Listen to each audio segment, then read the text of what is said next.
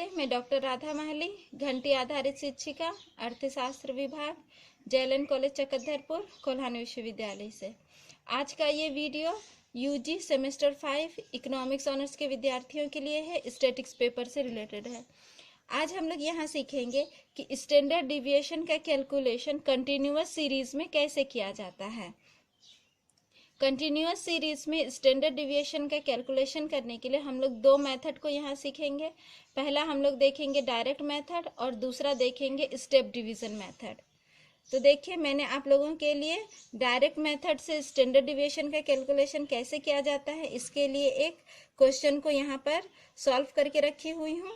यहाँ ध्यान दीजिए, क्वेश्चन जो आपको दिया गया है यहाँ पर लिखा है marks more than 0, more than से अधिक, से अबव।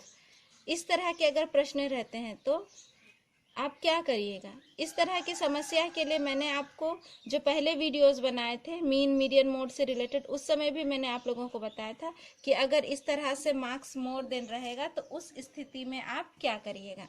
यहाँ भी देखिए मार्क्स मोर देन 0, 10, 20 ऐसे दिया हुआ है। तो सबसे पहले आपको यहाँ पर क्लास इंटरवल को अरेंज करना पड़ेगा। यहाँ देखिए मार्क्स मोर देन 60, इसमें 5 दिया है, फ्रीक्वेंट मतलब 5 लिखा हुआ है, और मोर देन 70 0 है। तो 70 से आगे जाने का हम लोग को जरूरत नहीं है, 60 to 70 में हम लोग रुक सकते हैं। तो हम लोग यहाँ पर क्लास इंटरवल 0 to 10, 10 to 20 करके 60 to 70 तक हम लोग पहुँच गए हैं। अब मैंने आप लोगों से पहले भी कहा था कि अगर यहाँ पर मार्क्स मोर देन या लेस देन दिया रहता है तो उस समय हम लोग क्या करेंगे, घटाएंगे, फ्रीक्वेंसी को जो है हम लोग घटाएंगे। तो यहाँ देखिए, यहाँ पर फ्रीक्वेंसी को घटा के हम लोग लिखेंगे। तो 5 में से 0 जाएगा तो 5, नीचे से हम लोग फ्रीक्वेंसी को लिखेंगे। 5 में से 0 गया 5, उसके बाद में फिर 15 में से 5 गया तो 10, फिर 25 में से 15 गया 10। इस तरह से हम लोग यहाँ पर घटा घटा के फ्रीक्वेंसी को जो है इस तरह से घटा घटा के हम लोग यहाँ पर लिख लिए हैं। आप भी ऐसे ही करिएगा, मार्क्स मोर देन लिखा रहेगा तो, और नीचे से लिख लीजिएगा फ्रीक्वेंसी को। तो इस तरह हम लोग को फ्रीक्वेंसी मिल गया। अभी हम लोग को सेकंड इंपॉर्टेंट काम क्या करना है कंटिन्यूअस सीरीज में, मीड वैल्यू का कैलकुलेशन करना है।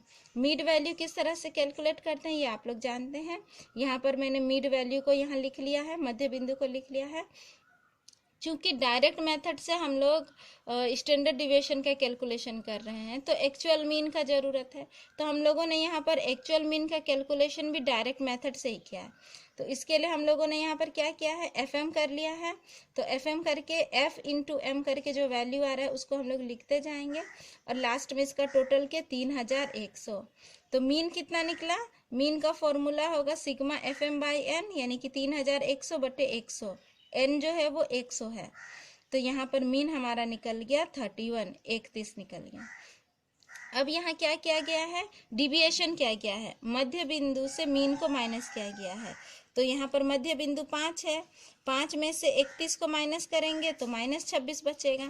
फिर मध्य बिंदु यहाँ 15 है, 15 में से 31 को माइनस करेंगे तो -16 बचेगा।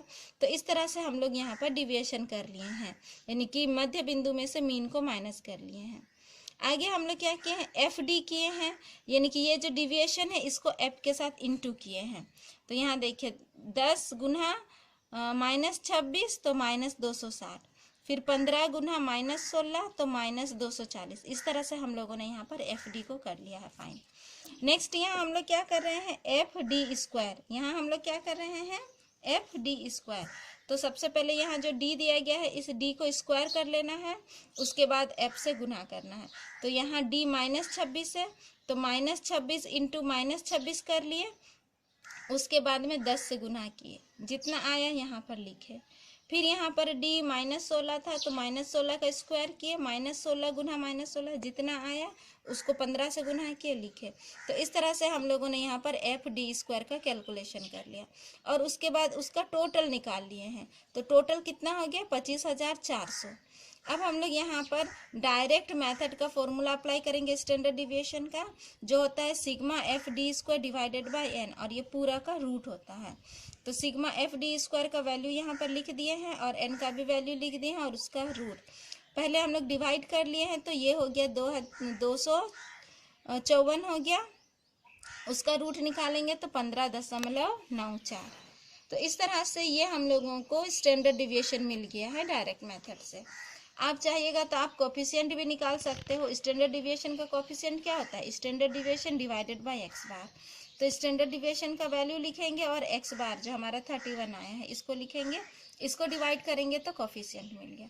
तो इस तरह से हम लोगों ने इस एग्जाम्पल के मदद से सीखा कि कंटिन्यूअस सीरीज में डायरेक्ट मेथड से स्टैंडर्ड डिविएशन का कैलकुलेशन कैसे किया जाता है। अब चलिए हम लोग इस वीडियो में और एक उदाहरण के द्वारा हम लोग सीखेंगे कि स्टेप डिवीजन मेथड से आप कैसे कैलकुलेशन कर सकते हो, जहां थोड़ा सा आपका कैलकुलेशन कम हो जाएगा, लेकिन फॉर्मूला दूसरा अप्लाई करना होगा, इसको आपको ध्यान में रखना है। चलिए हम लोग अपनी सुविधा के लिए इसी क्वेश्चन को ही ले लेते हैं। देखिए यहाँ हम लोग स्टेप डिवीजन मेथड से हम लोग स्टैंडर्ड डिविएशन का कैलकुलेशन करना सीखेंगे। तो यहाँ पर मैंने उसी प्रश्न को जो अभी हम लोगों ने सॉल्व किया है क्लास इंटरवल के रूप में ले लिए हैं, और यहाँ वही फ्रीक्वेंसी लिया गया है और यही मध्य बिंदु लिया गया है। तो हम लोग यहाँ पर स्टेप डिवीजन के लिए सबसे पहले यहाँ क्या करेंगे? डीएक्स करेंगे, यानी कि डिविएशन डी। मध्य बिंदु में हम लोगों किसी को भी एज्यूम मीन मान लेंगे। मान लीजिए यहाँ 35 को ले रहे हैं, तो 35 में से 35 घटाएंगे 0, 25 में से 35 घटेगा -10, 15 में से 35 घटेगा -20 और यहाँ हो जाएगा -30। 45 में से 35 घटेगा तो +10, 55 में से 35 घटा +20 और यहाँ पर हो जाएगा +30।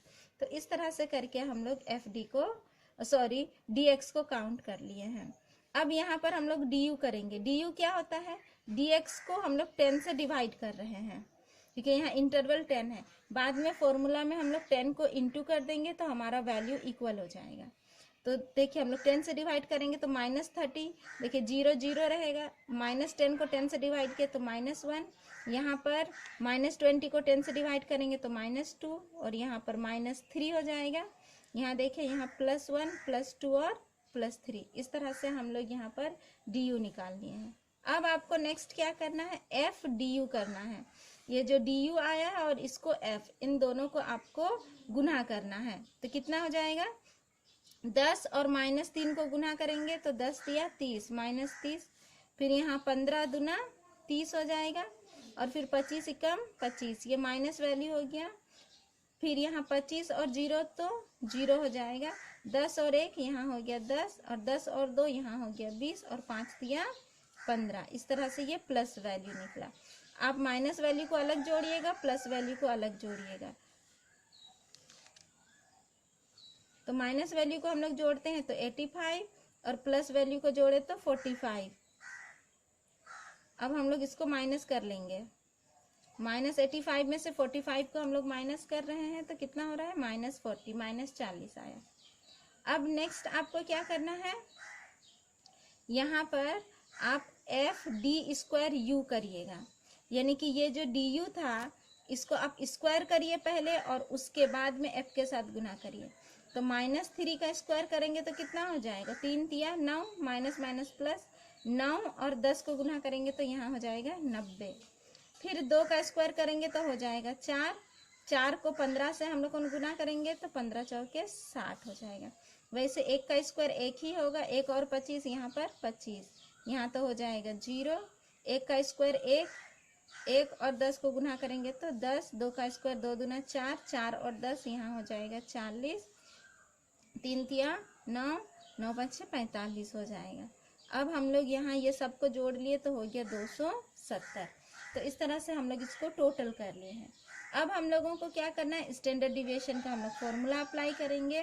तो हम लोग फॉर्मूला लिखेंगे sigma f(d²u) divided by n minus sigma f(du) divided by n।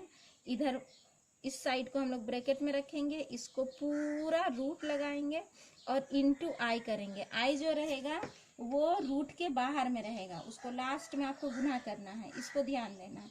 तो f(d²u) ये कितना आया आपका? 270। n कितना है? 100। f(du) कितना है? -40, तो -40 और n है आपका 100, इसका स्क्वायर और ये पूरा का रूट और इंटू 10, 10 को हम लोग बाहर में इंटू करके रखेंगे।